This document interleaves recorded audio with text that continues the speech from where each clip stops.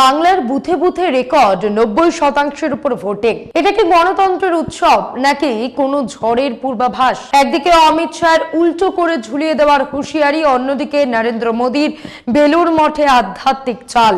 প্রশ্নটা খুব সোজাসাপটা। দিল্লির গুজরাট লবির সাজোয়া গাড়ি আর ইডি সিবিআই এর ফাইল কি পারবে বাংলার বাঘিনীর ডেরা ভাঙতে? প্রথম পর্বে ইভিএম এর বোতাম টেপা তো হয়ে গেছে, কিন্তু আসল খেলা কি শুরু হবে রাজভবনের রুদ্ধদ্বার কক্ষে? 32 লক্ষ ভোটারের নাম কাটা থেকে শুরু করে হর্স ট্রেডিং এর নীল নকশা।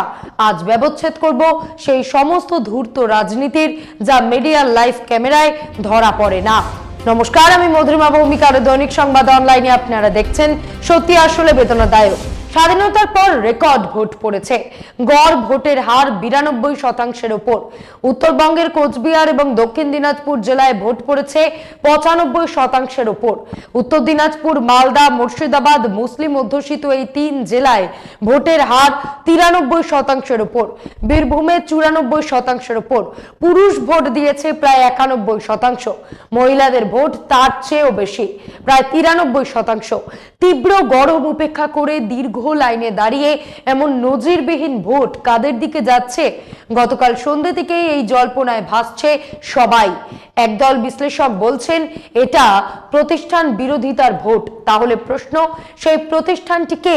মমতা বন্দ্যোপাধ্যায় নাকি নির্বাচন কমিশন? অনেকে বলছেন আগামী দিনে যদি ভোটার লিস্টের নাম কাটা যায়, সেই ফিয়ার সাইকোসিস থেকে বহু মানুষ ভোট দিয়েছেন। বিশেষত গরিব শ্রেণীর ভোটারদের মধ্যে এই ভয় কাজ করেছে যে এবার ভোটটা না দিলে পরে যখন এনআরসি হবে তখন সমস্যা বাড়বে। এই দুই ফ্যাক্টরের বাইরে তৃতীয় গুরুত্বপূর্ণ কারণ হচ্ছে এসআইআর এর সূত্রে 12% ভোটার কমে গেছে। এর মধ্যে একটা বড় অংশ মৃত, স্থানান্তরিত ভুয়ো ভোটার। ফলে আগে যেখানে 100 নম্বরের মধ্যে পরীক্ষাটা শুরু হতো, সেটা এবার কমে হয়েছে 88 নম্বরের পরীক্ষা। এই 88% হচ্ছে খাঁটি ভোটার। ফলে এই 88%-এর মধ্যে 90%-এর বেশি ভোট পড়েছে। সোজা কথায় মোট ভোটার সংখ্যা কমে যাওয়া ভোটদানের শতাংশের হিসেব বাড়ার অনুঘটক হিসেবে কাজ করেছে। 21-এর বিধানসভা নির্বাচনে এই 152টি আসনে ভোট পড়েছিল 83%, আর 24-এর লোকসভায় ভোট পড়েছিল 79%। প্রশ্ন হচ্ছে সেখান থেকে এত ভোট কাদের দিকে বেশি পড়লো? তৃণমূল এবং বিজেপি দুপক্ষই দাবি করেছে 152-র মধ্যে তারা 125টি আসন পেয়ে গেছে। গতকাল কাকদ্বীপের সভায় প্রধানমন্ত্রী মোদী বলেন, বাংলায় পরিবর্তনের ঝড় উঠেছে। প্রথম দফার ভোটে যেভাবে বাংলার মহিলা এবং যুবরা তৃণমূলের বিরুদ্ধে পথে নেমে পড়েছে তা গোটা দেশ দেখছে। বাংলার এই বাম্পার ভোটদান পরিষ্কার বলছে ভয় হারছে আর ভরসার জয় নিশ্চিত হয়ে গিয়েছে। ঠিক 10 দিন পরে যখন ভোট গোনা হবে, আমার বিশ্বাস চারদিকে শুধু পদ্ম আর পদ্ম ফুটবে। অন্যদিকে কলকাতার বউবাজারে দাঁড়িয়ে মুখ্যমন্ত্রী মমতা বন্দ্যোপাধ্যায় পাল্টা বলেন, যা ভোট হয়েছে আমার চোখ যদি সত্যি হয়, আমার মন যদি মানুষের ভাষা বোঝে, ইতিমধ্যেই আমরা জেতার জায়গায় চলে এসেছি। তুমি কাজকলা করবে। বেশি টার্ন আউট মানেই যে তার সরকার বিরোধী ভোট নয়। বিহারে আমরা সেটাই দেখেছি। গত নভেম্বরে বিহারে প্রায় 67% ভোট পড়েছিল, যা ছিল রেকর্ড। তবু ঐতিহাসিক জয় পায় নীতিশ কুমার আর বিজেপির এনডিএ জোট। ফলে বেশি টার্ন আউট মানেই তা সরকার ফেলে দেওয়ার ভোট নয়, উল্টোটাও হতে পারে। দাবি পাল্টা দাবি। যাই হোক, প্রথম দফায় 152টি আসনের এই রেকর্ড ভোট শতাংশ দেখার পর একটা জিনিস পরিষ্কার, বাংলার মানুষ ঘর থেকে বেরিয়েছে। প্রশ্নটা হলো কিন্তু কার জন্য? দিদি তৃণমূলকে জেতাতে নাকি মোদী শাহের রথকে মসৃণ পথ করে দিতে? একদিকে অমিত শাহ, দিদি শুনে নাও, 29 তারিখ তৃণমূলের গুন্ডারা ঘর থেকে বেরোলে তাদের উল্টো করে ঝুলিয়ে সোজা করে দেওয়া হবে বলে উগ্র মেজাজে ধমকাচ্ছেন। অন্যদিকে নরেন্দ্র মোদী খেলছেন তার চিরপরিচিত হিন্দুত্ব কার্ড। ভোটের দিন তিনি পৌঁছে গেছেন হাওড়ার বেলুর মঠে।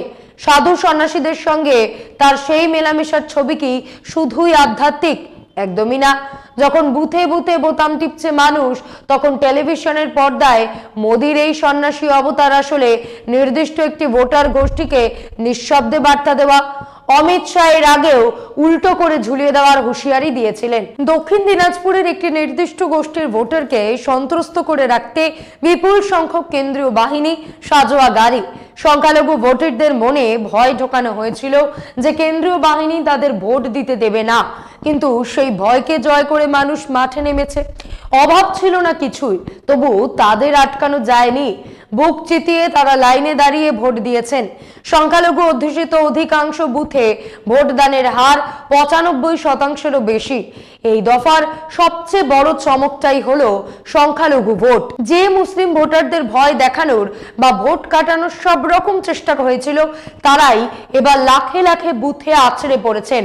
এই হেভি টার্ন আউট সরাসরি অ্যাডভান্টেজ দিচ্ছে তৃণমূলকে। এই রেকর্ড ভোটিং কিন্তু দিল্লির সমস্ত হিসেব ওলটপালট করে দিতে পারে। খেলা তো সবে শুরু হলো। বাংলার এই নির্বাচন জেতার জন্য আকাশের নিচে যত রকমের কারসাজি হতে পারে তার সবটাই করে ফেলেছে দিল্লি। সেটা নির্বাচন কমিশনকে ব্যবহার করা হোক, ভোটার লিস্ট থেকে নাম বাদ দেওয়া হোক, কিংবা মুসলিম প্রধান এলাকাগুলোতে কেন্দ্রীয় বাহিনীর পাহাড় প্রমাণ মোতায়েন, সব তাসই খেলা শেষ। এমনকি মমতার পছন্দের চিফ সেক্রেটারি থেকে ডিজি সমস্ত অফিসারদের বদলে দিয়ে প্রশাসনকে নিজেদের নিয়ন্ত্রণে নেওয়ার চেষ্টা, কোনো কসুর বাকি থাকেনি। এই সবের বাইরে টাকার খেলা আজ উজ্জ্বল থাক। এবার প্রশ্ন, 7 মন তেলপুরি এত সমস্ত আয়োজন কি কাজে আসবে? এই বিধানসভা নির্বাচন আসলে ভারতের রাজনীতির ভবিষ্যৎ। মমতা জিতলে বিরোধী শিবির অক্সিজেন পাবে, মোদী হারলে শুরু হবে উল্টো গণনা। বিজেপির দাবি, তৃণমূলের পাল্টা দাবি, যাবতীয় জল্পনা ছেড়ে বরং পাটিগণিতে বসা যাক। দায়িত্ব নিয়ে বলছি, প্রথম দফার ভোটের আভাস বলছে বিজেপি মোটামুটি 65টির মতন আসনে দাপট দেখাচ্ছে। আর মমতা বন্দ্যোপাধ্যায় 70 থেকে 80টি আসনে দাপট ধরে রেখেছেন। হিসেবটা যদি এই 70 থেকে 80-র ঘরেই থাকে, তবে নবান্নে দিদির ফেরা কেবল সময়ের অপেক্ষা। গতকাল আমরা দেখেছি বহু জায়গায় বিজেপির বুথে বসার মতন লোক ছিল না। অন্যদিকে মানুষ রেকর্ড ভোট দিচ্ছে। এমনকি কোথাও কোথাও মেজাজ হারিয়ে ভোটাররা বিজেপি প্রার্থীদের তারা পর্যন্ত করেছে। এই যে জনরোষ আর বাম্পার ভোটিং, এটা কি তবে মমতার বিপুল জয়ের আগাম বার্তা? তবে দিল্লি যেভাবে নীল নকশা সাজিয়েছে, তাতে কয়েকটি নির্ভরযোগ্য সূত্রে খবর পাচ্ছে 29 এপ্রিল ভোটের পর নাকি আসল খেলাটা শুরু হবে। 29 এপ্রিল দ্বিতীয় দফায় আরো 142টি আসনে ভোট শেষ হচ্ছে, আর 4 মে গণনা। এর মাঝখানের কয়েকটা দিন হয়তো হয়ে উঠতে পারে বড় কোনো খেলার অদৃশ্য মঞ্চ। ভাবুন একবার, রাজ্যের সচিব থেকে শুরু করে ডিজিপি, এসপি, জেলা শাসক সবই এখন কেন্দ্রের নিয়ন্ত্রণে। হাতে রয়েছে প্যারামিলিটারি ফোর্স। গতকাল আমরা শুনেছি কিছু বুথে কেন্দ্রীয় বাহিনীর জওয়ানরাই নাকি ভোটারের হয়ে বোতাম টিপে দিচ্ছে। ভোটার ভেতরে যাওয়ার আগেই বলা হচ্ছে আপনার ভোট হয়ে গেছে, এবার বাইরে যান। আর সবচেয়ে ভয়ঙ্কর ব্যাপার হলো, এই অবিচারের বিচার চাইবেন কার কাছে? রাবণ যদি সীতাকে হরণ করে, তবে বিচার চাইতে কি রাবণের দরবারেই যেতে হবে? 34 লক্ষ ভোটারের ভাগ্য ঝুলে আছে অ্যাপলেট ট্রাইব্যুনালে। অজস্র মানুষের নথি খতিয়ে দেখে শেষ পর্যন্ত মাত্র 134 জনকে ভোটাধিকার দিয়েছে ট্রাইব্যুনাল। এ তো পর্বতের মুশিক প্রসব। একই পরিবারের স্বামী এবং মেয়ে ভোট দিতে পারছেন, কিন্তু স্ত্রী পারছেন না। খোদ বিএলওর নামও ভোটার লিস্ট থেকে গায়েব হয়ে গেছে। এগুলো বিচ্ছিন্ন ঘটনা নয়, এগুলো পরিকল্পিত গেম প্ল্যান। এত কিছুর পরেও যদি মমতা বন্দ্যোপাধ্যায় ক্ষমতায় ফেরেন, তবে সেটা হবে আক্ষরিক অর্থেই ঐতিহাসিক জয়, অলৌকিক জয়। এখানে মমতার আসন কমলো কি বাড়লো সেটা বড় কথা নয়, বড় কথা হলো লড়াইটা কার বিরুদ্ধে ছিল। ইডি, সিবিআই, ইনকাম ট্যাক্স, বিচার ব্যবস্থা, নির্বাচন কমিশন। মমতা একাই লড়ছেন এই 5টা দানবীয় শক্তির বিরুদ্ধে। যদি মমতা চতুর্থবারের জন্য সরকার গঠন করেন, তবে কর্ণাটক থেকে কাশ্মীর গোটা দেশের সিভিল সোসাইটির কাছে একটা কড়া বার্তা যাবে যে রাষ্ট্রের সব টুলকিট ব্যবহার করেও আম জনতার জেদকে হারানো যায় না। মানুষের মনে একটা ভয় ছিল যে মুর্শিদাবাদ, মালদা বা ফারাক্কার মতন মুসলিম প্রধান এলাকাগুলোতে কেন্দ্রীয় বাহিনী হয়তো ভোটারদের রুখে দেবে, কিন্তু বাস্তবে তা হয়নি। কারণ মানুষের স্রোত। গ্রামের মানুষ যখন হাজারে হাজারে বুথমুখী হয়, তখন কোনো বন্দুকের নল তাদের আটকে রাখতে পারে না। যাদের নাম ভোটার লিস্ট থেকে কেটে দেওয়া হয়েছে আমরা দেখেছি, তারাও গতকাল গ্রামের মোড়ে মোড়ে দাঁড়িয়ে পাহারা দিচ্ছেন। মানুষের এই স্বতঃস্ফূর্ত ভোটদান দিল্লির সমস্ত অঙ্ক গুলিয়ে দিতে পারে। আগে মধ্যপ্রদেশ কিংবা মহারাষ্ট্রে বিজেপি যে খেলাটা ভোটের পর খেলেছে, বাংলাতেই সেই ফর্মুলা দেখা যেতেই পারে। যদি বিজেপি সংখ্যাগরিষ্ঠতা মানে 148টি আসন না পায়, যদি আটকে যায় 120 বা তার নিচে, তবে ইডি সিবিআই লেলিয়ে দিয়ে সুজিত বোস, দেবাশিস কুমার, মলয় ঘটক, রথিন ঘোষদের মতন নেতা মন্ত্রীদের ভাঙিয়ে আনার খেলায় তারা নামতেই পারে। কিন্তু তারা ভুলে যাচ্ছে মমতা বন্দ্যোপাধ্যায়ও রাজনীতির পুরনো খেলোয়াড়। তিনি যদি 155টি আসন পান, তবে দুদিনে সেই সংখ্যা 180 ছাড়িয়ে যাবে। বাংলার হাওয়া এখন এতটাই অনিশ্চিত। সবচেয়ে বড় বদলটা কোথায় জানেন? বাংলার শিক্ষিত মধ্যবিত্ত বা তথাকথিত ভদ্রলোক সমাজে আরজি কর ইস্যু বা চাকরির দুর্নীতি নিয়ে এই অংশটা মমতার উপর চরম ক্ষুব্ধ ছিল। কিন্তু গত 10 দিনে ছবিটা পাল্টে গেছে। সেই ক্ষুব্ধ মানুষগুলোই এখন ভাবছে অভিযোগ হাজার থাকুক, কিন্তু বাংলার ক্ষমতা কি শেষ পর্যন্ত গুজরাটি লবির হাতে তুলে দেওয়া ঠিক হবে? বাঙালি সমাজের এই আত্মমর্যাদাই এখন মমতার বড় অস্ত্র। শাহের দিদি কান খুলে শুনে নে বলে ব্যঙ্গ করা বা কেন্দ্রীয় এজেন্সির লাগাতার হেনস্থা, সব মিলিয়ে আম জনতার মধ্যে মমতার প্রতি এক অদ্ভুত সফট কর্নার তৈরি হয়েছে। তবু বলছি, মহারাষ্ট্রে উদ্ধব ঠাকরে বা শরদ পাওয়ার এভাবেই বিজেপিকে কোণঠাসা করে দিয়েছিলেন। সেখানেও কিন্তু শেষ মুহূর্তে বাসা উল্টে দিয়েছিল বিজেপি। বাংলায় সেই একই খেলা অপেক্ষা করছে না? তার উত্তর সময়ের গর্ভে। পর্দার আড়ালে দিল্লি কোন দাবার গুটি চালছে কেউ জানে না। কেরালায় নির্বাচনের 12 দিন পার হয়ে যাওয়ার পরেও এখনো চূড়ান্ত ভোটিং পার্সেন্টেজ আসেনি। কেন আসেনি আপনি ভাবুন। হরিয়ানায় কি হয়েছিল মনে আছে? নির্বাচনের পর খাপ পঞ্চায়েতের লোকেরা টিভি ক্যামেরার সামনে বলেছিলেন যে এটা কিভাবে সম্ভব হলো, আমাদের গ্রাম থেকে একটা ভোটও বিজেপিতে যায়নি, তারপরেও আমাদের গ্রামে তারা জিতলো কি করে? এমনকি মহারাষ্ট্রের প্রার্থী নিজের ভোটটা পর্যন্ত পাননি। ফলে এই ম্যাজিক ইভিএম এ নাকি অন্য কিছু? আপনারা ভাবুন। বাংলার এই লড়াই তাই শুধু ইভিএম এর বোতাম টেপা নয়, এই লড়াইটা একটা অদৃশ্য সিস্টেমের বিরুদ্ধে। ভোট তো মিটল, কিন্তু গণনার দিন কি হবে? বিহারে আমরা দেখেছি হেরে যাওয়া প্রার্থীকে জেতানো হচ্ছে, আর জেতা প্রার্থীর হাতে সার্টিফিকেট দিচ্ছে না ডিএম। মুর্শিদাবাদ আর মালদার অন্দরমহল থেকে যে খবর আসছে তা দিল্লির কপালে চিন্তার ভাঁজ বাড়িয়ে দেওয়ার জন্য যথেষ্ট।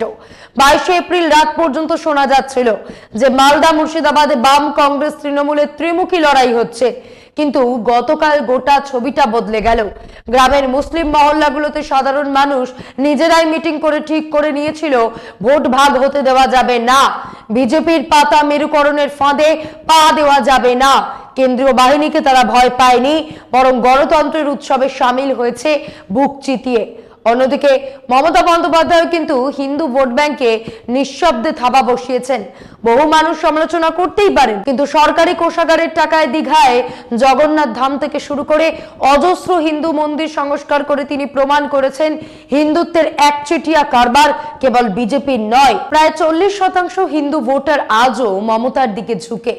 রাস্তায় রাস্তায় সাঁজোয়া গাড়ি আর প্যারামিলিটারি নামিয়ে এমন একটা যুদ্ধ পরিবেশ তৈরি করা হয়েছে যেন পশ্চিমবঙ্গ কোনো পাকিস্তান বা বাংলাদেশ। এই অপমান বাঙালি কতটা মেনে নিতে পারলো, নাকি এর জন্য বাঙালি উল্টে কমিশনকে কুড়িনিশ জানালো? 4 মে তার উত্তর জানা যাবে।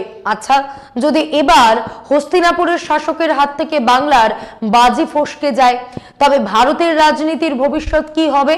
যদি মমতা জিতে যান, তবে আগামী দিনে দেশের প্রতিটি বিধানসভা নির্বাচন আসলে এক একটা পশ্চিম বাংলা হয়ে উঠবে, অর্থাৎ জনগণের প্রতিরোধের এক নতুন মডেল তৈরি হবে। এবার এখানে লড়াইটা অসম। একদিকে ইডি সিবিআই, ইনকাম ট্যাক্স, নির্বাচন কমিশন আর অগাধ টাকা, অন্যদিকে বাংলার মানুষের জেদ। এই অসম যুদ্ধেও যদি গণতন্ত্র জিতে ফেরে, তবে তা হবে দেশের বাকি রাজ্যগুলোর জন্য একটা বুস্টার ডোজ। বাংলার এই লড়াইটা আসলে ভারতের রাজনীতির টার্নিং পয়েন্ট। মোদির বিজয় রথ হরিয়ানা জয় করেছে, মহারাষ্ট্রকে দুমড়ে মুচড়ে দিয়েছে, দিল্লি বিহার জয় করে এগিয়ে চলেছে, কিন্তু বাংলা এই বদ্বীপে আসে যদি সেই রথ থেমে যায়, তবে তার প্রভাব হবে সুদূর প্রসারী। এটা শুধু মমতা বন্দ্যোপাধ্যায়ের টিকে থাকার লড়াই নয়, এটা উত্তরপ্রদেশে অখিলেশ যাদবের মতন নেতাদের জন্য এক নতুন আশার আলো। মমতা বন্দ্যোপাধ্যায় জিতলে সেটা শুধু এক মহিলার জেদ হবে না, সেটা হবে 2029-এর মহাযুদ্ধের আগে বিজেপির অপরাজেয় ইমেজের গায়ে মস্ত বড় একটা প্রশ্ন চিহ্ন। ভয় কেটে গেছে, মুসলিম হোক বা হিন্দু, সাধারণ ভোটার গতকাল আত্মবিশ্বাসের সঙ্গে বুথে গিয়ে বুঝিয়ে দিয়েছে বাংলার রিমোট কন্ট্রোল দিল্লির হাতে নেই। রেকর্ড ভোটিং আসলে পরিবর্তনের গান গাইছে নাকি প্রত্যাবর্তনের, সেটা সময়ের অপেক্ষা। কিন্তু একটা কথা নিশ্চিত, হস্তিনাপুরের শাসকদের এই অল আউট গেম প্ল্যানে বাংলা অন্তত মাথা নত করেনি। বিজেপির আত্মবিশ্বাস আসলে ভোটের বাক্সে নয়, বরং রাজভবনের উপর। পরিকল্পনাটা পরিষ্কার, 115 থেকে 120টা আসন পেলেই রাজ্যপালকে দিয়ে সরকার গড়ার দাবি জানানো হবে। তারপর শুরু হবে সময়ের খেলা।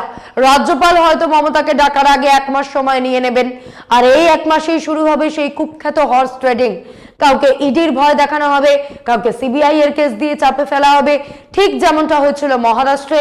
উদ্ধব ঠাকরে রাজ্যপালের কাছে সরকার গড়ার দাবি জানানোর পরও তাকে শপথ নিতে দেওয়া হয়নি। সব শেষে দুটি অত্যন্ত জরুরি প্রশ্ন। এক, বাংলার মানুষ ভোট তো দিয়েছে রেকর্ড হারে, কিন্তু সেই ভোটের সম্মান কি শেষ পর্যন্ত বজায় থাকবে, নাকি গণতান্ত্রিক রায়কে টাকার বান্ডিল আর এজেন্সির ফাইলে বন্দী করা হবে? দুই, মোদী শাহের জন্য এটা যদি ডু অর ডাই লড়াই হয়, তবে মমতার জন্য এটা অস্তিত্ব রক্ষার চূড়ান্ত পরীক্ষা। বাংলার এই ম্যান্ডেটই ঠিক করে দেবে 2029-এর ভারতের ভাগ্য। দিল্লির দাদাগিরি নাকি বাঙালির অস্মিতা, শেষ হাসি কে হাসবে? আজ এই পর্যন্তই। এমন আরো বিষয় জানতে অবশ্যই সাবস্ক্রাইব করুন, লাইক কমেন্ট শেয়ার করুন। দেখতে থাকুন দৈনিক সংবাদ, শুধু না আমি যথেষ্ট।